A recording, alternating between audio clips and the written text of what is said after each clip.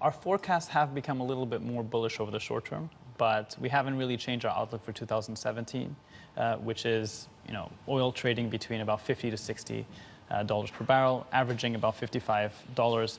And that's because although there's much more commitment from OPEC and now non-OPEC countries, the question of discipline around those cuts is very different to that original commitment. So if you think about countries like Venezuela, for example, they're going through a financial and economic crisis. Will they cut? I doubt it. And then as soon as you have oil pushing up to the high 50s and low 60s, you're going to have the shale producers in the U.S. turn on the taps again, which then will put downside pressure on prices. Yeah, and that's that catch-22 that we talk about all the time. In the meantime, if oil does continue at this price, the average of $55 a barrel as what you're predicting for next year, this will have an impact on oil importers here in this region, such as in India and Japan as well.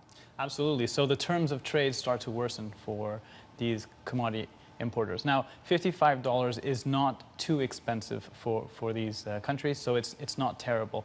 But what you could see it start showing up in inflation figures, because if you look at the base effects, they're going to start kicking in toward, well, they're already starting to kick in some areas. And if you have oil prices and wage costs going up, that could start crimping some profit margins for other corporates, also put some pressure on the fiscal burdens of those countries that continue to subsidize some of those oil imports.